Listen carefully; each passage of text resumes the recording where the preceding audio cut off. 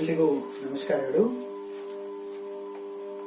ಮತ್ತೊಮ್ಮೆ ತಮ್ಮೆಲ್ಲರಿಗೂ ಕೂಡ ಭಾರತೀಯ ಆರ್ಥಿಕ ಚಿಂತನೆಗಳು ಈ ಒಂದು ವಿಷಯದಲ್ಲಿ ಮಹಾತ್ಮ ಗಾಂಧೀಜಿಯವರ ಆರ್ಥಿಕ ಚಿಂತನೆಯ ಪ್ರಮುಖ ಅಂಶಗಳು 23ನೇ ಸೆಷನ್ಗೆ ಸ್ವಾಗತವನ್ನು ಬಯಸ್ತಾ ಇದ್ದೇನೆ. ನನ್ನ ಹೆಸರು ಜಗದೀಶ್ ಅಭಿ. ಸಹಾಯಕ ಪ್ರಾಧ್ಯಾಪಕನಾಗಿ ಅರ್ಥಶಾಸ್ತ್ರದ ವಿಷಯವನ್ನು ಬೋಧಿಸ್ತಾ ಇದ್ದೇನೆ. ಸರ್ಕಾರಿ ಪ್ರಥಮ ದರ್ಜೆ ಕಾಲೇಜು ನಂಜನಗೂಡಿನಲ್ಲಿ ಕರ್ತವ್ಯವನ್ನು ನಿರ್ವಹಿಸ್ತಾ ಇದ್ದೇನೆ. ಪ್ರೀತಿಯ ವಿದ್ಯಾರ್ಥಿ ಮಿತ್ರರೇ ಹಾಗೂ ವೀಕ್ಷಕರೇ, ಮಹಾತ್ಮ ಗಾಂಧೀಜಿಯವರ 16 ವಿಷಯಗಳನ್ನು ತಿಳ್ಕೊಳ್ಳುವಂತಹ ಒಂದು ದಿಕ್ಕಿನಲ್ಲಿ ಇವತ್ತು ಮತ್ತೊಂದು ಅಧಿವೇಶನದಲ್ಲಿ ನಾನು ನಿಮ್ಮನ್ನ ಎದುರು ನೋಡ್ತಾ ಇದ್ದೇನೆ. ಮಹಾತ್ಮ ಗಾಂಧೀಜಿಯವರಿಗೆ ಸಂಬಂಧಪಟ್ಟ ಹಾಗೆ ಇವತ್ತು ನಾನು ಗಾಂಧೀಜಿಯವರ ಆರ್ಥಿಕ ಚಿಂತನೆಯ ಪ್ರಮುಖ ಅಂಶಗಳು, important factors of Gandhiji's economic thinking ಅನ್ನುವಂತಹ ವಿಷಯವನ್ನ ಇವತ್ತು ನಾನು ನಿಮಗೆ ತಿಳಿಸ್ಕೊಡಲಿದ್ದೇನೆ. ಆ ವಿಚಾರಗಳಲ್ಲಿ ಮಹಾತ್ಮ ಗಾಂಧೀಜಿಯವರ ಚಿಂತನೆಗಳಲ್ಲಿ ಅಡಕಾಗಿರ್ತಕ್ಕಂಥ ಕೆಲವೊಂದು ಅಂಶಗಳಲ್ಲಿ ಮೊದಲೇದು ಯಾವುದು ಅಂತಂದ್ರೆ ಸರಳತೆ, ಸಿಂಪ್ಲಿಸಿಟಿ ಅಂತ ಕರೀತಾರೆ. ಗಾಂಧೀಜಿಯವರು ಈ ಸರಳತೆಗೆ ತುಂಬಾ ಆದ್ಯತೆಯನ್ನು ಕೊಡ್ತಾರೆ, ಸಿಂಪ್ಲಿಸಿಟಿ. ಹಾಗೆ ಕೂಡ ಅವರು ನಡ್ಕೊಳ್ತಾರೆ. ಇವರ ಇಡೀ ಜೀವನದ ಉದ್ದಕ್ಕೂ ಕೂಡ ಗಾಂಧೀಜಿಯವರು ಅತ್ಯಂತ ಸರಳತೆಯಿಂದ ನಡ್ಕೊಳ್ಳುವಂತಹ ಒಂದು ಕೆಲಸವನ್ನ ಅವರು ಮಾಡ್ತಾರೆ. ಸೊ ಈ ಸರಳತೆಗೆ ಸಂಬಂಧಪಟ್ಟ ಹಾಗೆ ಮನುಷ್ಯನು ಸರಳ ಜೀವನವನ್ನ ನಡೆಸಬೇಕು ಎಂಬುದಾಗಿ ಮಹಾತ್ಮ ಗಾಂಧೀಜಿಯವರು ತಿಳಿಸ್ತಾರೆ. ಅಂತಹ ಜೀವನವು ಅನೈತಿಕತೆ, ಅಸತ್ಯ ಮತ್ತು ರಾಜಕೀಯ ಲಾಭದ ಧ್ಯೇಯದಿಂದ ಮುಕ್ತವಾಗಿರಬೇಕೆಂಬುದಾಗಿ ಅವರು ತಮ್ಮ ಇಂಗಿತವನ್ನ ವ್ಯಕ್ತಪಡಿಸ್ತಾರೆ. ನಮ್ಮ ಜೀವನ ಅನ್ನುವಂಥದ್ದು ಸರಳವಾಗಿರಬೇಕು ಮತ್ತು ಆ ಜೀವನದಲ್ಲಿ ಅನೈತಿಕತೆ ಅನ್ನುವಂಥದ್ದು ಇರಬಾರದು, ಅಸತ್ಯ ಅನ್ನೋದು ಇರಬಾರದು, ರಾಜಕೀಯ ಲಾಭ ಪ್ರೇರಿತವಾದಂತಹ ಒಂದು ಜೀವನವನ್ನ ನಾವು ಯಾವತ್ತೂ ಕೂಡ ಮಾಡಬಾರದು ಅನ್ನುವಂತಹ ಕೆಲಸವನ್ನ, ವಿಚಾರವನ್ನ ಇವರು ಹೇಳುವಂತಹ ಒಂದು ಪ್ರಯತ್ನವನ್ನ ಮಾಡ್ತಾರೆ.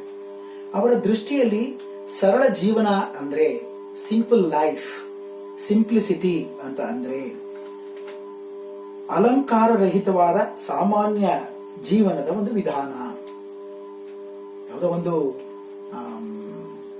ಅಲಂಕಾರಪ್ರಾಯವಾದಂತಹ ಒಂದು ವ್ಯವಸ್ಥೆಯೊಳಗೆ ಬದುಕ್ತಕ್ಕಂಥದ್ದಲ್ಲ, ಅಥವಾ ನಮ್ಮ ಜೀವನವನ್ನ ಬೇರೆಯವ್ರನ್ನ ಕಂಡು ನಾವು ಅಲಂಕಾರ ಮಾಡ್ಕೊಳ್ತಕ್ಕಂಥದ್ದಲ್ಲ, ವಿಜೃಂಭಣೆಯಿಂದ ನಮ್ಮನ್ನ ಅಲಂಕರಿಸಿಕೊಂಡು ನಾವು ಈ ಸಮಾಜಕ್ಕೆ ಏನೋ ಫೋರ್ಸ್ ಕೊಡ್ತಕ್ಕಂಥದ್ದು ಅಲ್ಲ.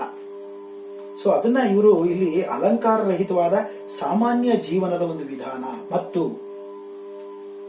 ಉನ್ನತ ಆಚಾರಗಳ ಒಂದು ಅಳವಡಿಕೆಯನ್ನ ಮಾಡ್ಕೊಳ್ತಕ್ಕಂಥದ್ದು ಸರಳ ಜೀವನ ಅಂತ ಹೇಳ್ತಾರೆ.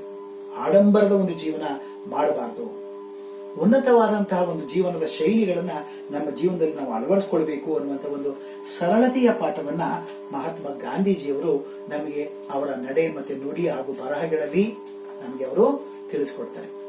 ಒಬ್ಬ ಸೂಟುದಾರಿಯಾದಂತಹ ಮಹಾತ್ಮ ಗಾಂಧೀಜಿಯವರು ಒಂದು ಕಾಲಕ್ಕೆ ಅರೆಬೆತ್ತಲೆ ಆಗ್ತಾರೆ.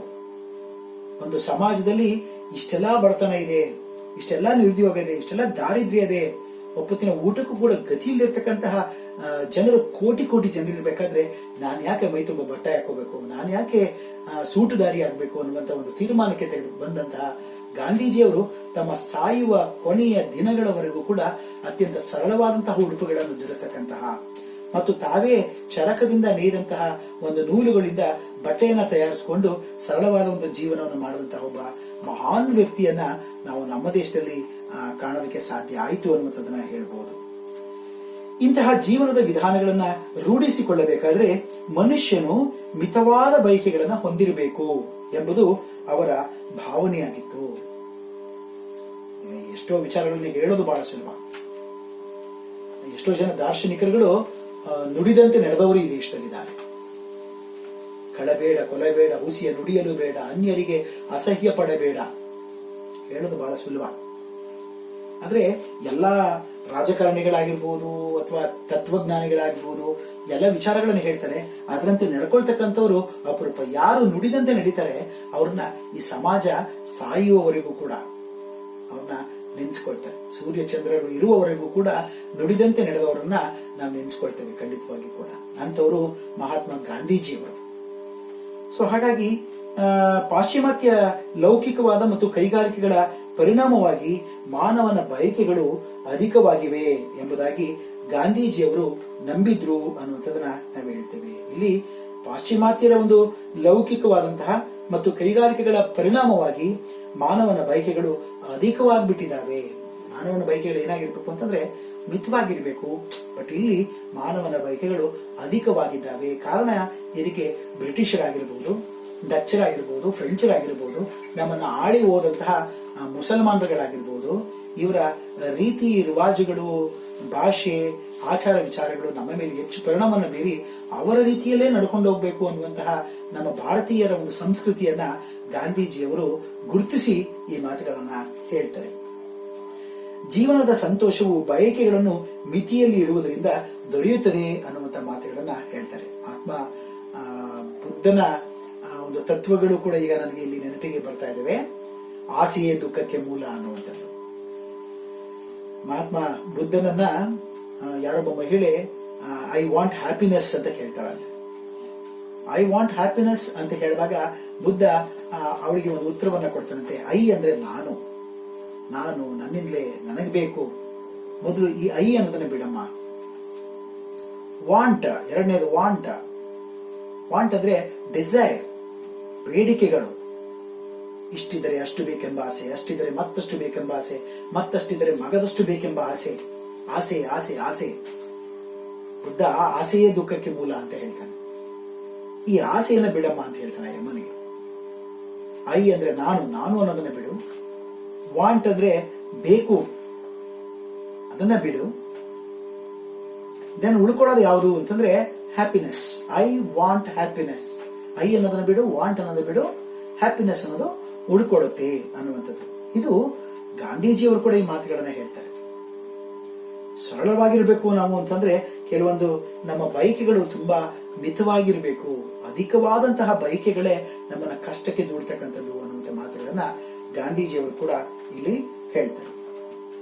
ಇದು ಗಾಂಧೀಜಿಯವರ ಒಂದು ಸಿಂಪ್ಲಿಸಿಟಿ ಅನ್ನುವಂಥ ಒಂದು ವಿಷಯಕ್ಕೆ ಸಂಬಂಧಪಟ್ಟಂತ ಒಂದು ವಿಷಯ. ಆ ಸಿಂಪ್ಲಿಸಿಟಿ ಅಂದ್ರೆ ಏನಪ್ಪಾ ಅಂತಂದ್ರೆ ಗಾಂಧೀಜಿ ಅಂತ ಹೇಳ್ಬಿಡ್ಬೋದು. ಗಾಂಧೀಜಿಯವ್ರನ್ನ ನೋಡಿದ್ರೆ ಆ ಸಿಂಪ್ಲಿಸಿಟಿಗೆ ಒಂದು ಅರ್ಥ ಅನ್ನುವಂಥದ್ದು ನಮಗೆ ಸಿಕ್ಬಿಡತ್ತೆ. ಸೊ ಎರಡನೇದಾಗಿ ಸುಖಿ ಅರ್ಥವ್ಯವಸ್ಥೆಯನ್ನ ವೆಲ್ಫೇರ್ ಎಕಾನಮಿ, ಇದ್ರ ಬಗ್ಗೆ ಗಾಂಧೀಜಿಯವರ ವಿಚಾರಗಳೇನು ಅನ್ನುವಂಥದ್ದನ್ನು ನಾವು ತಿಳ್ಕೊಳ್ಳೋಣ. ಗಾಂಧೀಜಿಯವರ ಆರ್ಥಿಕ ಚಿಂತನೆಯಲ್ಲಿ ಸಂಪತ್ತಿಗೆ ಬದಲಾಗಿ ಮಾನವನಿಗೆ ವಿಶೇಷವಾದ ಪ್ರಾಮುಖ್ಯತೆಯನ್ನ ಇವರು ಕೊಟ್ಟಿರ್ತಕ್ಕಂಥದ್ದು ತಿಳಿದಿರುತ್ತೆ. ಸಂಪತ್ತಿಗೆ ವಿಶೇಷವಾದಂತಹ ಆದ್ಯತೆಯನ್ನು ಕೊಟ್ಟಿರೋದಿಲ್ಲ, ಮಾನವನಿಗೆ ವಿಶೇಷವಾದಂತಹ ಒಂದು ಆದ್ಯತೆಯನ್ನ ಕೊಡ್ತಾರೆ. ಮಾನವನೇ ನಿಜವಾದ ಸಂಪತ್ತು ಅಥವಾ ಸಂಪನ್ಮೂಲ ಅನ್ನುವಂಥದ್ದು ಗಾಂಧೀಜಿಯವರ ಒಂದು ಪ್ರಮುಖವಾದಂತಹ ತತ್ವ ಆಗಿರುತ್ತೆ. ಮನುಷ್ಯನೇ ಸಂಪತ್ತು ಹೊರತು ಯಾವುದೇ ಚಿನ್ನ ಬೆಳ್ಳಿಗಳು ಅಲ್ಲ ಅನ್ನುವಂಥ ಒಂದು ಸ್ಪಷ್ಟವಾದಂತಹ ನುಡಿಗಳನ್ನ ಗಾಂಧೀಜಿಯವರು ಹೇಳ್ತಾರೆ. ಇವತ್ತು ನಾವು ಈ ಒಂದು ಕರೋನಾ ಅಥವಾ ಒಂದು ಪ್ಯಾಂಡಮಿಕ್ ಸಿಚುವೇಶನ್ ಅಲ್ಲೂ ಕೂಡ ಕಾಣ್ತಾ ಇದ್ದೇವೆ. ಕೋಟಿ ಸಂಪಾದನೆ ಮಾಡಿದವರು ಅವರ ತಂದೆ ತಾಯಿಗಳನ್ನ, ಅವರ ಮಕ್ಕಳನ್ನ ಅವರು ಬದುಕಿಸ್ಕೊಡೋದಕ್ಕೆ ಆಗ್ತಾ ಇಲ್ಲ.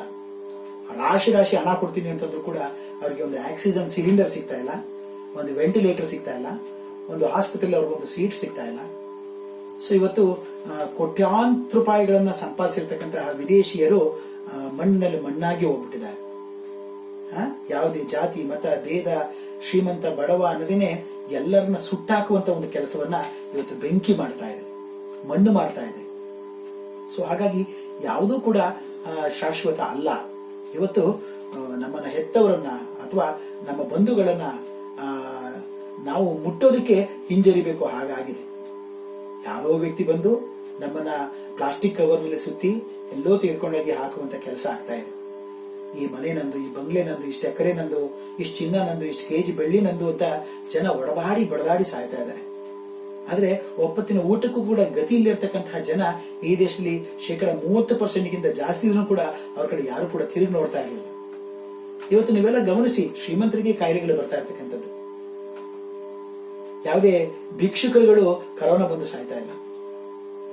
ಯಾವುದೇ ಈ ಒಂದು ಏನು ಕಸವನ್ನ ಎತ್ತುವಂತಹ ಒಂದು ಜನ ಏನು ಇವತ್ತು ಪೌರ ಕಾರ್ಮಿಕರುಗಳಿದ್ದಾರೆ, ಅವ್ರಿಗೆ ಯಾರಿಗೂ ಕೂಡ ಕರೋನಾ ಅನ್ನುವಂಥದ್ದು ಬಂದಿಲ್ಲ.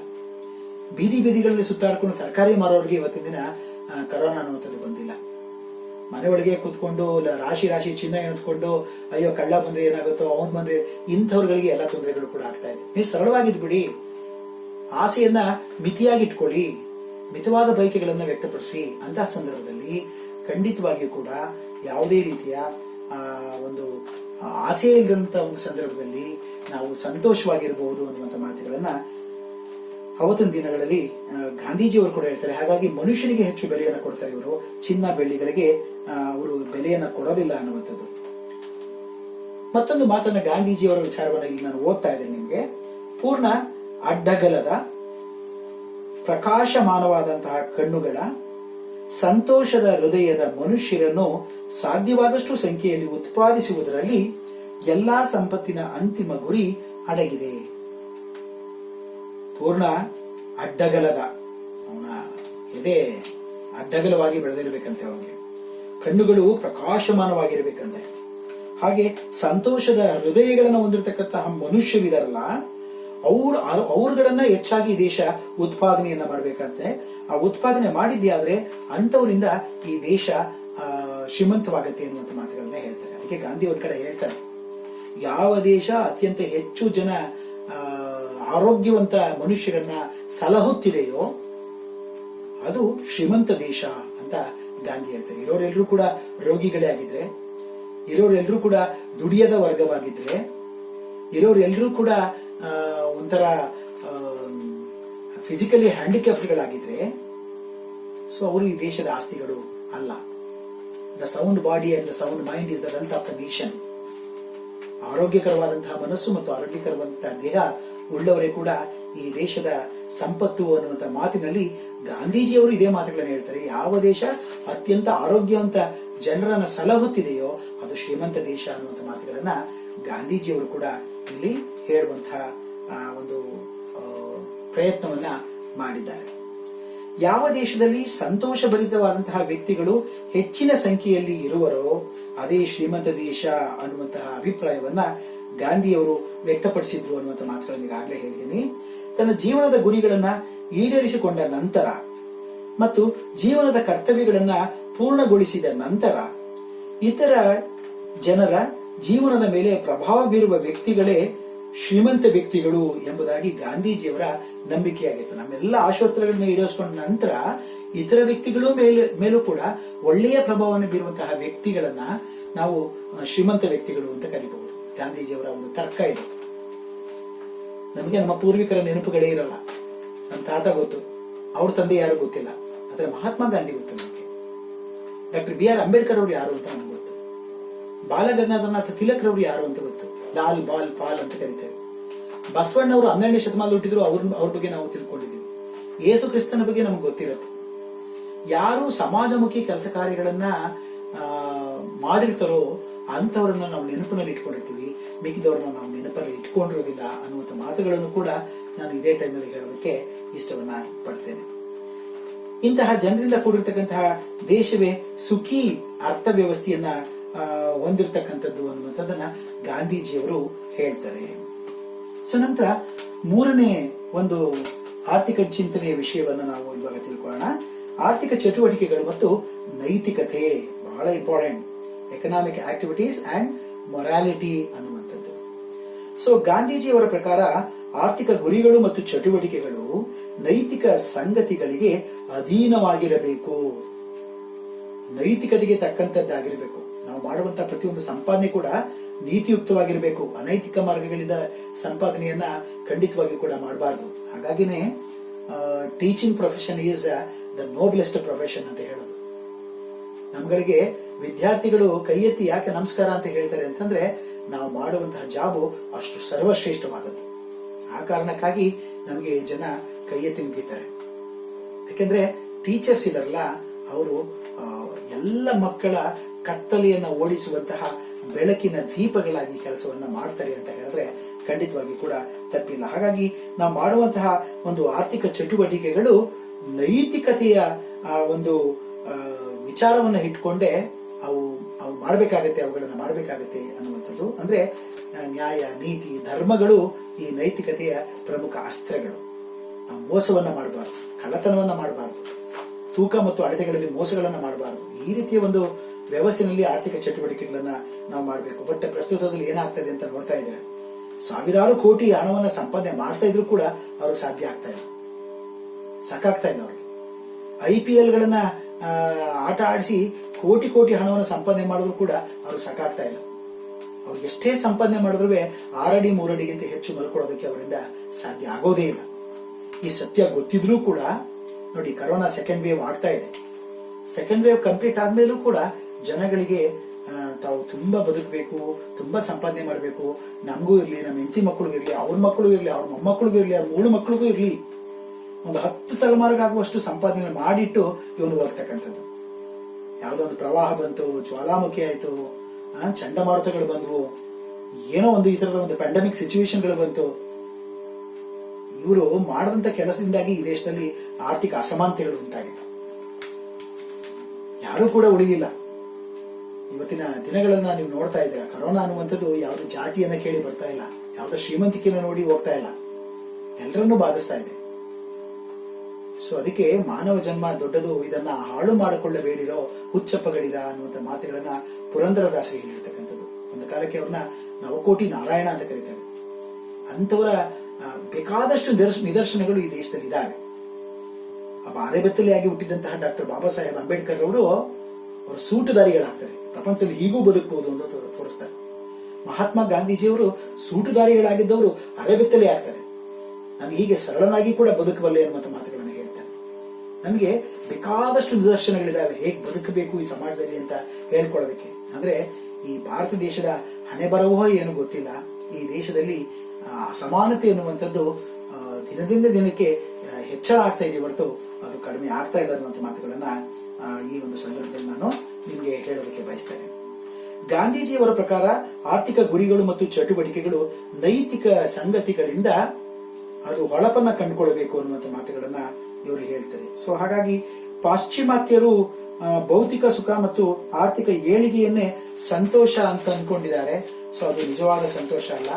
ಆ ಒಂದು ಮಾರ್ಗಗಳನ್ನ ನಾವು ಯಾರು ಕೂಡ ಅನುಸರಿಸಬಾರದು ಅನ್ನುವಂಥ ಮಾತುಗಳನ್ನು ಕೂಡ ಗಾಂಧೀಜಿಯವರು ಹೇಳುವಂತ ಒಂದು ಪ್ರಯತ್ನವನ್ನ ಮಾಡ್ತಾರೆ.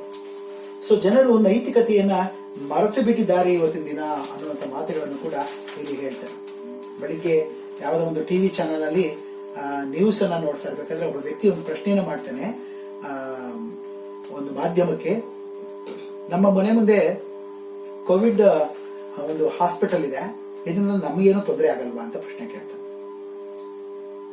ಮಾನವೀಯತೆ ಅನ್ನೋದು ಎಲ್ಲಿಗೆ ಬಂದು ನಿಂತಿದೆ ಅನ್ನುವಂಥದ್ದನ್ನ ನಾವು ಈ ಒಂದು ಪ್ರಶ್ನೆಯಿಂದ ಅರ್ಥ ಮಾಡ್ಕೊಳ್ಬಹುದು. ಒಂದು ಕಡೆ ಆರಕ್ಷಕರು, ಆರೋಗ್ಯಾಧಿಕಾರಿಗಳು, ನರ್ಸ್ಗಳು, ಈ ದೇಶವನ್ನ ಕಾಪಾಡ್ತಾ ಇರ್ತಕ್ಕಂತಹ ಸೈನಿಕರುಗಳು, ಪೊಲೀಸರು, ವಿದ್ಯಾರ್ಥಿಗಳು, ಎಲ್ಲರೂ ಸಮಾಜ ಸೇವಕರು ಎಷ್ಟೆಲ್ಲಾ ಕಷ್ಟಪಡ್ತಾ ಇದ್ದಾರೆ ಈ ಒಂದು ಪ್ಯಾಂಡಮಿಕ್ ಸಿಚುವೇಶನ್ ಇಂದ ಎಲ್ಲ ಜನರನ್ನ ಕಾಪಾಡಬೇಕು ಅಂತ. ಆದ್ರೆ ಕೆಲವು ವ್ಯಕ್ತಿಗಳಿಗೆ ನಮ್ಮನೆ ಒಂದು ಹಾಸ್ಪಿಟಲ್ ಇದೆ, ನಮ್ಮನೆ ಪಕ್ಕದವ್ರಿಗೆ ಯಾರಿಗೋ ಕ್ವಾರಂಟೈನ್ ಆಗಿದೆ ಅನ್ನುವಂತಹ ಉದ್ದೇಶವನ್ನು ಇಟ್ಕೊಂಡು ಎಷ್ಟೆಲ್ಲ ಕೀಳು ಮಟ್ಟದಲ್ಲಿ ಆಲೋಚನೆಗಳನ್ನ ಮಾಡ್ತಾ ಇದ್ದಾರೆ ಮತ್ತು ಅದನ್ನ ಒಂದು ಸೋಷಿಯಲ್ ಮೀಡಿಯಾಗಳಲ್ಲೂ ಕೂಡ ಹಾಕ್ತಾ ಇದ್ದಾರೆ ಅನ್ನುವಂಥದ್ದನ್ನ ನಾವು ಕೇಳಿದಾಗ ನೋಡಿದಾಗ ನಿಜವಾಗ್ಲೂ ಕೂಡ ನಾವು ಯಾವ ಕಡೆಗೆ ನಾವು ಇವತ್ತು ಹೋಗ್ತಾ ಇದ್ದೇವೆ ಅನ್ನುವಂತಹ ಒಂದು ಮಾಹಿತಿ ನಮ್ಗೆ ಸಿಗತ್ತೆ. ಮಾನವೀಯತೆಯನ್ನ ಕಳ್ಕೊಳ್ತಾ ಇದೀವಿ ಅನ್ನುವಂಥದ್ದನ್ನ ನಾವಿಲ್ಲಿ ಹೇಳ್ಬಹುದು. ಸೊ ಗಾಂಧೀಜಿಯವರ ಅಭಿಪ್ರಾಯದಲ್ಲಿ ಅರ್ಥಶಾಸ್ತ್ರ ಮತ್ತು ನೀತಿಶಾಸ್ತ್ರ ಬೇರ್ಪಡಿಸಲಾಗದಂತಹ ವಿಷಯಗಳು, ಮರೆತ್ಕೋಬೇಡಿ. ಅರ್ಥಶಾಸ್ತ್ರ ಮತ್ತು ನೀತಿಶಾಸ್ತ್ರಗಳು ಇವೆರಡೂ ಕೂಡ ಜೊತೆಲೇ ಇರಬೇಕು. ಒಂದು ವ್ಯಾಪಾರ ಅಂತ ಬಂದಾಗ ಅಲ್ಲಿ ಮೋಸ ಅನ್ನುವಂಥದ್ದು ಆಗ್ಬಾರ್ದು, ಒಂದು ನೈತಿಕತೆ ಇರಬೇಕು. ಸೊ ಹಾಗಾಗಿ ಇವೆರಡು ಕೂಡ ಬೇರ್ಪಡಿಸಲಾಗದಂತಹ ಒಂದು ವಿಷಯಗಳು ಅನ್ನುವಂಥದ್ದನ್ನ ಇಲ್ಲಿ ನಾವು ಹೇಳ್ತೇವೆ. ಅರ್ಥಶಾಸ್ತ್ರವು ಮಾನವ ಕಲ್ಯಾಣದ ಗರಿಷ್ಠತೆಗೆ ಕ್ರಮಗಳನ್ನ ಸೂಚಿಸುವಂತಹ ಒಂದು ಪ್ರಾಯೋಗಿಕ ಶಾಸ್ತ್ರವಾಗಿದೆ ಅನ್ನುವಂಥ ಮಾತುಗಳನ್ನ ಹೇಳ್ತಾರೆ. ಸೊ ಈ ಮಾಹಿತಿಗಳು ಏನನ್ನ ಹೇಳ್ತೇವೆ ಅಂತಂದ್ರೆ, ನಾವು ಅರ್ಥಶಾಸ್ತ್ರದಲ್ಲಿ ಏನನ್ನೇ ಓದ್ಕೊಂಡ್ರು ಅದಕ್ಕೊಂದು ನೈತಿಕತೆ ಅನ್ನುವಂಥದ್ದು ಇರಬೇಕು. ಆ ನೆಲೆಗಟ್ಟಲೆ ನಾವು ಕೆಲವೊಂದು ಅಧ್ಯಯನವನ್ನ ಮಾಡುತ್ತಾ ಹೋಗ್ಬೇಕು ಅನ್ನುವಂಥದ್ದು. ಸೊ 4ನೇ ಅಂಶ ಅಹಿಂಸಾತ್ಮಕ ಅರ್ಥವ್ಯವಸ್ಥೆ ಅನ್ನುವಂಥದ್ದು. ನಾನ್ ವೈಲೆಂಟ್ ಎಕನಾಮಿಕ್ ಸಿಸ್ಟಮ್ ಅಂತ ನಾವು ಇದನ್ನ ಕರಿತೇವೆ. ಪ್ರತಿಯೊಬ್ಬರು ಅಹಿಂಸಾತ್ಮಕ ವೃತ್ತಿಯನ್ನ ಅನುಸರಿಸಬೇಕೆಂಬುದಾಗಿ ಗಾಂಧೀಜಿಯವರು ಕರೆಯನ್ನ ನೀಡುತ್ತಾರೆ. ಮೂಲಭೂತವಾಗಿ ಹಿಂಸೆಯಿಂದ ಮುಕ್ತವಾಗಿರುವಂತಹ ಮತ್ತು ಯಾವುದೇ ತರಹದ ಶೋಷಣೆ ಅಥವಾ ಇತರರ ಬಗೆಗೆ ಮಾತ್ಸರ್ಯವನ್ನು ಹೊಂದಿರದ ವೃತ್ತಿಯೇ ಅಹಿಂಸಾತ್ಮಕ ವೃತ್ತಿ ಎಂಬುದಾಗಿ ಅವರು ಅದಕ್ಕೆ ವ್ಯಾಖ್ಯಾನವನ್ನ ನೀಡ್ತಾರೆ. ಅಹಿಂಸಾತ್ಮಕ ವೃತ್ತಿ ಅಂದ್ರೆ ಏನು ಅನ್ನೋದಕ್ಕೆ ಆ ಒಂದು ವ್ಯಾಖ್ಯಾನವನ್ನ ನೀಡ್ತಾರೆ. ಅವರ ಪ್ರಕಾರ ಯಾವುದೇ ಕೈಗಾರಿಕೆ ಅಥವಾ ಮಾನವ ಚಟುವಟಿಕೆಗಳಲ್ಲಿ ಹಿಂಸೆ ಅಡಗಿರುವುದು ಸಹಜ. ನೀವು ಯಾವುದೇ ಕೆಲಸ ಮಾಡಿ ಅಲ್ಲೊಂದಷ್ಟು ಹಿಂಸೆ ಅನ್ನೋದು ಇದ್ದೇ ಇರುತ್ತೆ. ಮಾಲೀಕ ಕಾರ್ಮಿಕರಿಗೆ ತೊಂದರೆಯನ್ನು ಕೊಟ್ಟ, ಒಬ್ಬ ಪ್ರಿನ್ಸಿಪಾಲ್ ಒಬ್ಬ ಶಿಕ್ಷಕನಿಗೆ ತೊಂದರೆ ಕೊಟ್ಟ, ಒಬ್ಬ ಶಿಕ್ಷಕ ಒಬ್ಬ ಆಡಳಿತ ನಡೆಸುವಂತಹ ಒಬ್ಬ ನೌಕರನಿಗೆ ತೊಂದರೆಯನ್ನು ಕೊಟ್ಟ. ಎಲ್ಲಿಂದ ಎಲ್ಲಿವರೆಗೂ ನೋಡಿದ್ರು ಕೂಡ ಈ ತೊಂದರೆಗಳು ಹಿಂಸೆಗಳು ಅನ್ನುವಂಥದ್ದು ಇದ್ದಿದೆ. ಆದ್ರೆ ಈ ಹಿಂಸೆಗಳನ್ನ ಕನಿಷ್ಠ ಮಟ್ಟದಲ್ಲಿಡಲು ಶ್ರದ್ಧಾಪೂರ್ವಕವಾದಂತಹ ಒಂದು ಪ್ರಯತ್ನವನ್ನ ಮಾಡಬೇಕು ಎಂಬುದಾಗಿ ಗಾಂಧೀಜಿಯವರು ಸಲಹೆಯನ್ನ ಕೊಡ್ತಾರೆ. ನೀವು ಕೆಲಸ ಮಾಡಿಸ್ಕೊಳ್ಳಿ, ಪ್ರೀತಿಯಿಂದ ಮಾಡಿಸಿ, ದಾರ್ಷ್ಟ್ಯದಿಂದ ಆಗ್ಲೇಬೇಕು ಅನ್ನುವಂತಹ ಒತ್ತಡಗಳನ್ನು ಹೇರಿ. ಯಾಕಂದ್ರೆ ಯಾರ ಸನ್ನಿವೇಶಗಳು ಸಂದರ್ಭಗಳು ಹೇಗಿರ್ತವೆ ಅಂತ ನಾವು ಹೇಳೋದಕ್ಕೆ ಸಾಧ್ಯನೇ ಇಲ್ಲ. ಹಾಗಾಗಿ ಯಾವುದೇ ಒಂದು ವೃತ್ತಿಯನ್ನ ನಾವು ಯಶಸ್ವಿಯಾಗಿ ಪೂರೈಸಬೇಕು ಅಂತಂದ್ರೆ ಅದನ್ನ ಪ್ರೀತಿಯಿಂದ ನೀವು ಕೇಳಿ ಮಾಡಿಸ್ಕೊಳ್ಳೋದ್ರ ಮುಖಾಂತರ ಅದನ್ನ ಪೂರೈಸಿಕೊಳ್ಬೇಕು ಅನ್ನುವಂಥ ಮಾತುಗಳನ್ನ ಗಾಂಧೀಜಿಯವರು ಆವತ್ತಿನ ಕಾಲದಲ್ಲಿ ಹೇಳ್ತಾರೆ. ಇದನ್ನ ನಾವು ಬಂಡವಾಳಶಾಹಿ ಆರ್ಥಿಕ ವ್ಯವಸ್ಥೆಗಂತೂ ಹೋಲಿಸ್ಕೊಳ್ಳಂಗೇ ಇಲ್ಲ. ಬಂಡವಾಳಶಾಹಿಗಳು ಅಂತಂದ್ರೆ ದುಡ್ಡು ಕೊಟ್ಟಿದ್ದೀನಿ ಕೆಲಸ ಮಾಡಲೇಬೇಕು ಅಂತ ಹೇಳ್ತಾರೆ. ಕಾರ್ಲ್ ಮಾರ್ಕ್ಸ್ ಅವರು 1848ರಲ್ಲಿ Das Kapital, Communist Manifesto, value added theory ಈ ಎಲ್ಲದರಲ್ಲಿ ಬಹಳ ಮನೋಜ್ಞವಾಗಿ ವಿವರಿಸುವಂತ ಒಂದು ಕೆಲಸವನ್ನ ಮಾಡಿದ್ದಾರೆ. ಅವತ್ತು ಕಾರ್ಮಿಕರ ಮಕ್ಕಳನ್ನ ಒಂದು ಕೈಗಾರಿಕೆಗಳ ಚಿಮಿಣಿಗಳನ್ನ ಒಂದು ಸ್ವಚ್ಛಗೊಳಿಸೋದಕ್ಕೆ ಗೋಣಿ ಚೀಲದಲ್ಲಿ ಆ ಮಕ್ಕಳುಗಳನ್ನ ಹಾಕಿ ಆ ಮಕ್ಕಳನ್ನ ಚಿಮಿಣಿಗಳ ಒಳಗೆ ಇಳಿಸಿ ಆ ಚಿಮಿಣಿಗಳನ್ನ ಕ್ಲೀನ್ ಮಾಡ್ತಾ ಇದ್ರಂತೆ.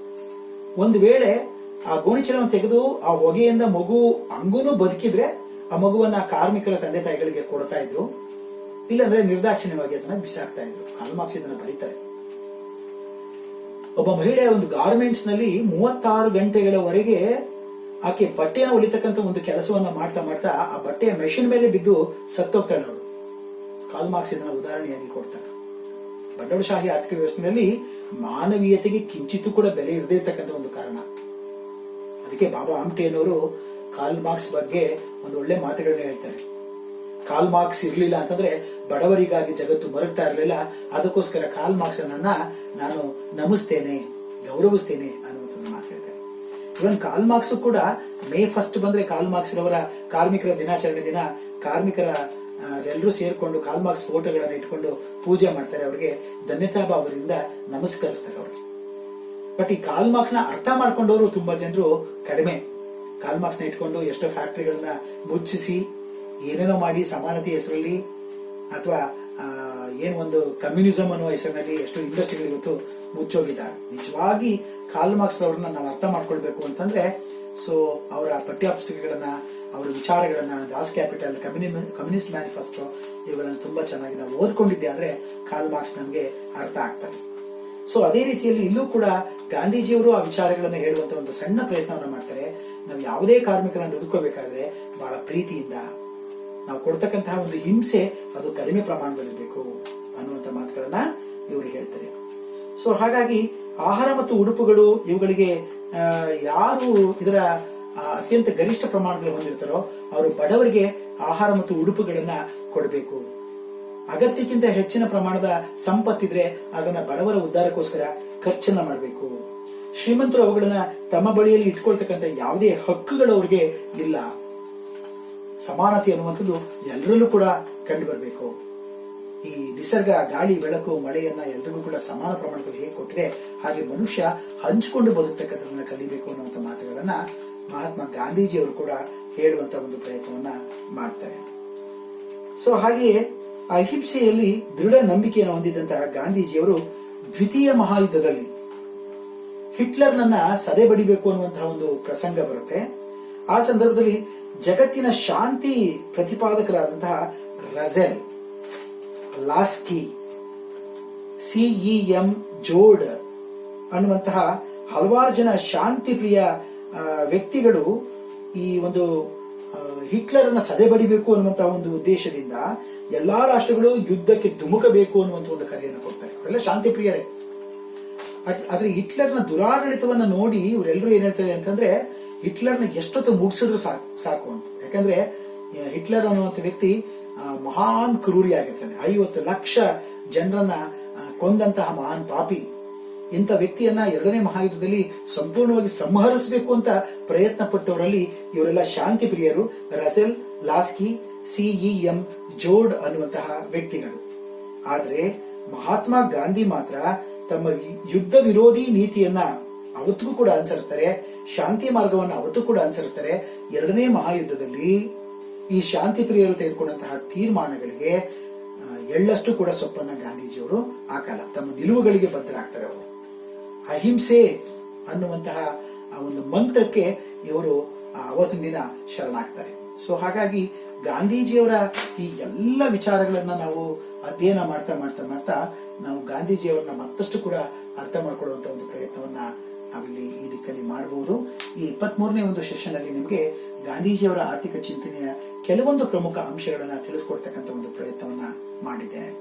ಪ್ರೀತಿಯ ವಿದ್ಯಾರ್ಥಿಗಳೇ, ನಾನು ಮತ್ತೊಮ್ಮೆ ಹೇಳ್ತಾ ಇದ್ದೇನೆ, ಈ ಎಲ್ಲ ವಿಚಾರಗಳಿಗೆ ಸಂಬಂಧಪಟ್ಟಂತಹ ಒಂದು ಸ್ಟಡಿ ಮೆಟೀರಿಯಲ್ಸ್ ಗಳನ್ನ ಮತ್ತೆ PPTಗಳನ್ನ ಹಾಗೂ ಮಲ್ಟಿಪಲ್ ಚಾಯ್ಸ್ ಕ್ವೆಶನ್ಸ್ಗಳು, ಒಂದು 5 ಕ್ವೆಶನ್ಸ್ಗಳಿಗೆ ಆನ್ಸರ್ಸ್ಗಳು ಎಲ್ಲ ಸೆಷನ್ಗೆ ಸಂಬಂಧಪಟ್ಟ ಹಾಗೆ ಇವೆಲ್ಲವನ್ನು ಕೂಡ ನಾವು LMS ನಲ್ಲಿ ಅಪ್ಲೋಡ್ ಅನ್ನ ಮಾಡಿದ್ದೇವೆ.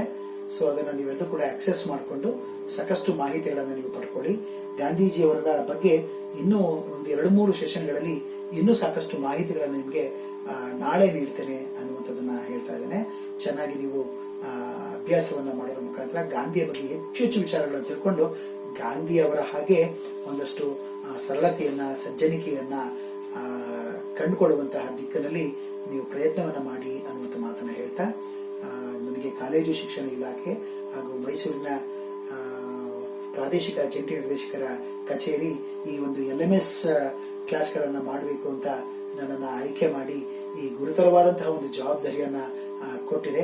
ಹಾಗಾಗಿ ಕರ್ನಾಟಕ ಸರ್ಕಾರ ಕಾಲೇಜು ಶಿಕ್ಷಣ ಇಲಾಖೆ ಮತ್ತು ನಮ್ಮ ಮೈಸೂರು ಪ್ರಾಂತ್ಯದ ಜಂಟಿ ನಿರ್ದೇಶಕರ ಕಚೇರಿ ಮತ್ತು ನನ್ನ ಎಲ್ಲ ಈ ವಿಡಿಯೋಗಳನ್ನು ವೀಕ್ಷಣೆ ಮಾಡ್ತಾ ಇರ್ತಕ್ಕಂಥ ಎಲ್ಲ ನನ್ನ ಪ್ರೀತಿಯ ಅಂತಿಮ BA ವಿದ್ಯಾರ್ಥಿಗಳಿಗೆ ಮತ್ತು ಎಲ್ಲ ವಿದ್ಯಾರ್ಥಿಗಳಿಗೆ ನಾನು ಈ ಸೆಷನ್ನ ಪರವಾಗಿ ತುಂಬ ಹೃದಯದ ಧನ್ಯವಾದಗಳನ್ನು ಅರ್ಪಣೆ ಮಾಡ್ತಾ ಇದ್ದೇನೆ. ತಮ್ಮೆಲ್ಲರಿಗೂ ಕೂಡ ನಮಸ್ಕಾರಗಳು.